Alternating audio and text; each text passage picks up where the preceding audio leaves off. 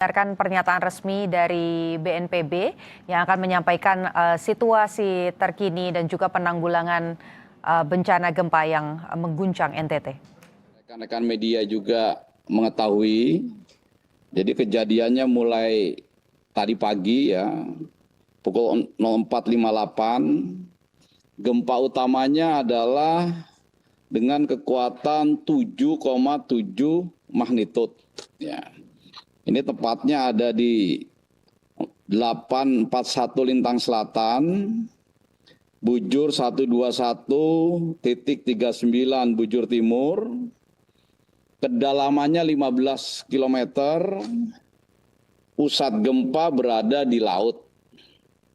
Kemudian sampai sore ini dari Badan Meteorologi, Klimatologi, dan Geofisika atau BMKG sudah memberikan informasi bahwa sampai pukul 15.00 hari ini itu sudah terjadi 31 kali gempa susulan. Yang signifikan adalah yang magnitudenya besar, ini ada paling tidak tercatat ada 4. Yang pertama gempa susulan yang cukup besar, magnitudenya 6,2, itu terjadi pada pukul 05.13 ya. Tepatnya hampir sama dengan gempa yang pertama, cuma kedalamannya ini naik. Jadi yang gempa susulan pertama itu di kedalaman 10 km dan tetap berada di laut. Kemudian gempa susulan yang kedua, ini yang saya katakan yang cukup besar ya, ada di magnitudo 5,5. Waktunya di 05.13.53 detik. Lintangnya di 814 Lintang Selatan, 120.11 bujur timur, dan kedalamannya di 10 km tetap di laut. Kemudian ada lagi gempa yang cukup signifikan yang ketiga dengan kekuatan magnitudo 6,2. Ya, 6,2 itu pun di kedalaman 10 km dalam waktu 7 menit, ulangi, di waktu 05.28. Jam 5.28, jadi hampir setengah 6 kurang 2 menit begitu ya. Ini di kedalaman 10 km. Kemudian gempa susulan yang keempat yang cukup besar dengan magnitudo 5,6 di pukul 05.37. Jadi semuanya yang cukup besar ini ada di pagi hari. Nah kemudian gempa-gempa susulan yang lainnya, yang tadi saya katakan 31 kali menurut informasi BMKG, itu tidak ada lagi yang kekuatannya di atas yang tadi saya sebutkan.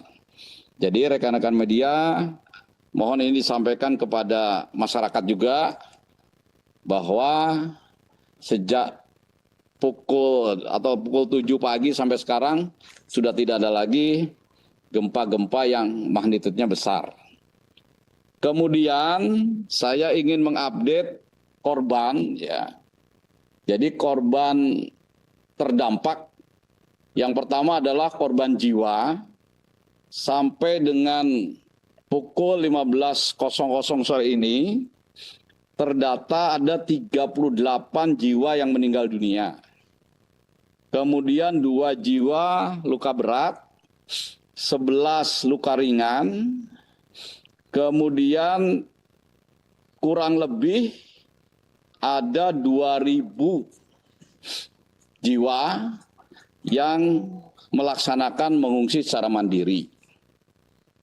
Kemudian untuk material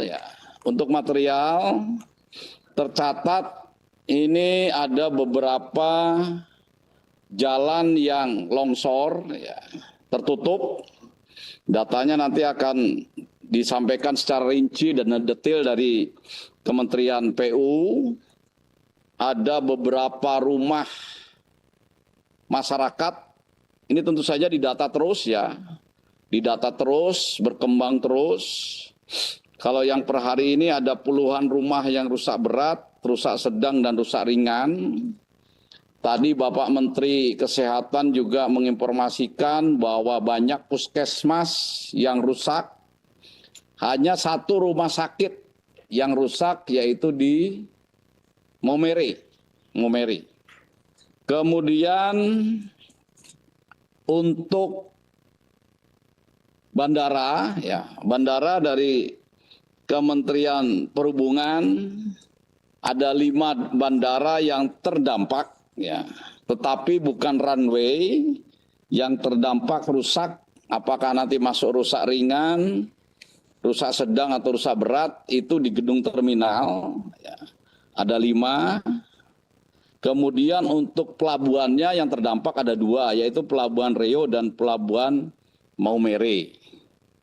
Banyak lagi yang lain-lain, ya, rumah masyarakat, tetapi tentu saja ini adalah hari pertama terjadinya bencana.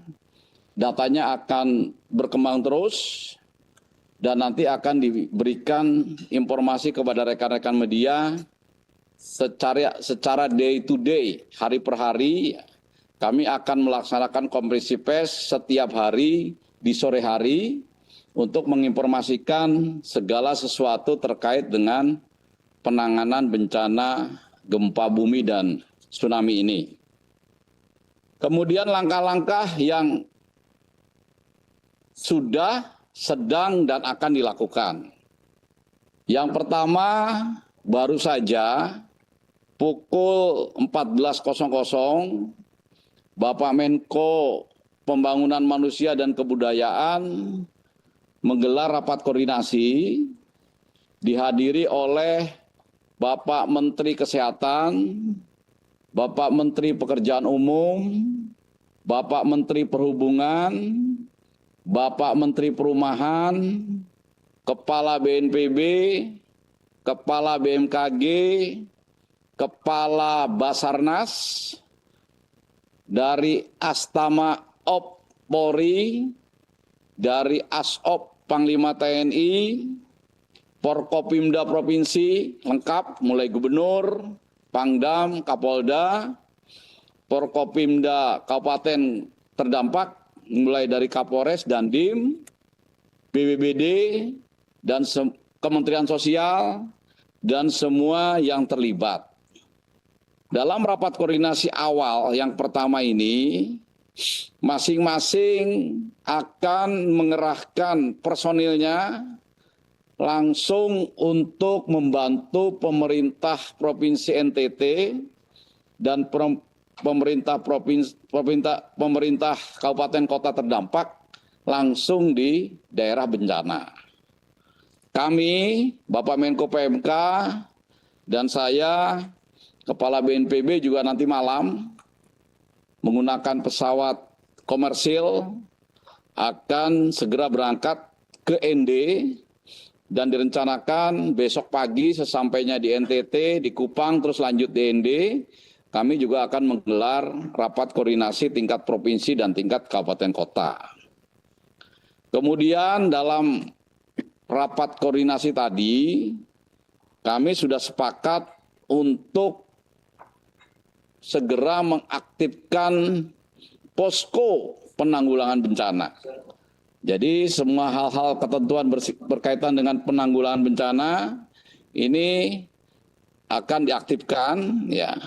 Kemudian prioritas, tadi ada informasi dari Bapak Gubernur bahwa di samping korban yang tadi kami laporkan, masih ada beberapa masyarakat yang disinyalir masih memerlukan pertolongan. Ada yang terjebak di beberapa bangunan. Nah, ini menjadi sasaran awal dari tim penanganan bencana, tim gabungan. Tadi dari Bapak Kepala Basarnas, unsur TNI Polri juga timnya segera akan melakukan pencarian dan pertolongan kepada masyarakat yang terdampak tersebut.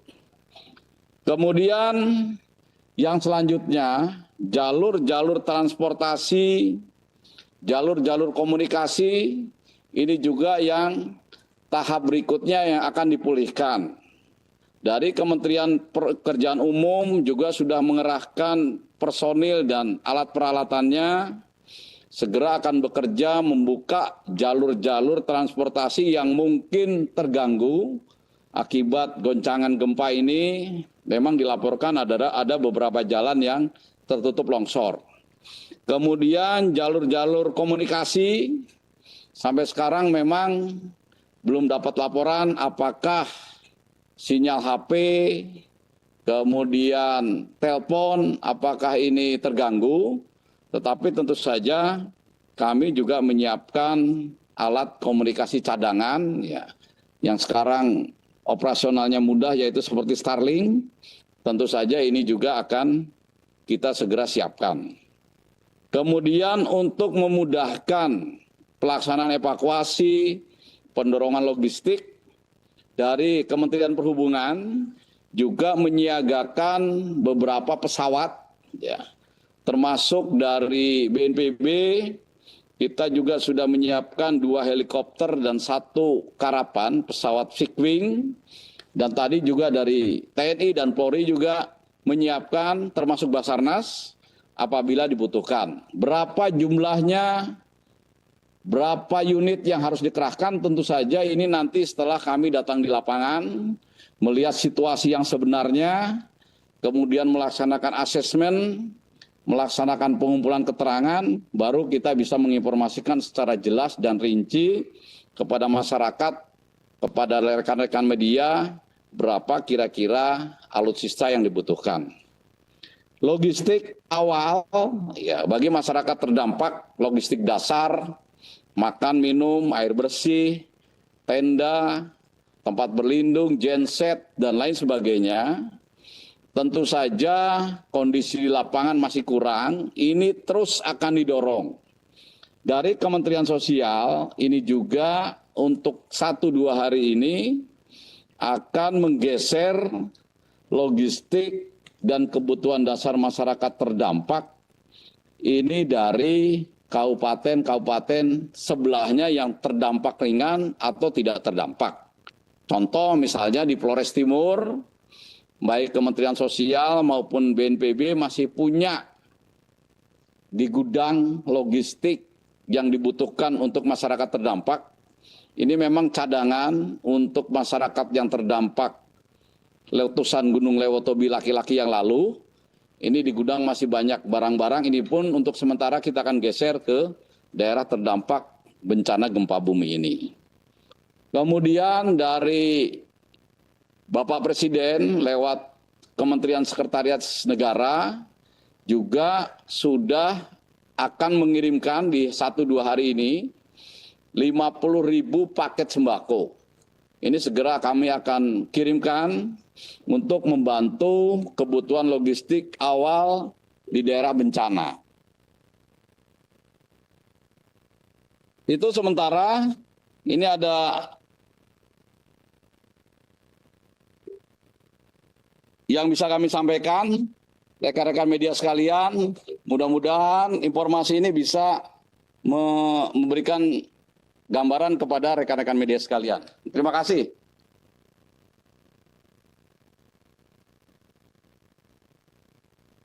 Terima kasih Pak Kepala. Mohon izin Pak.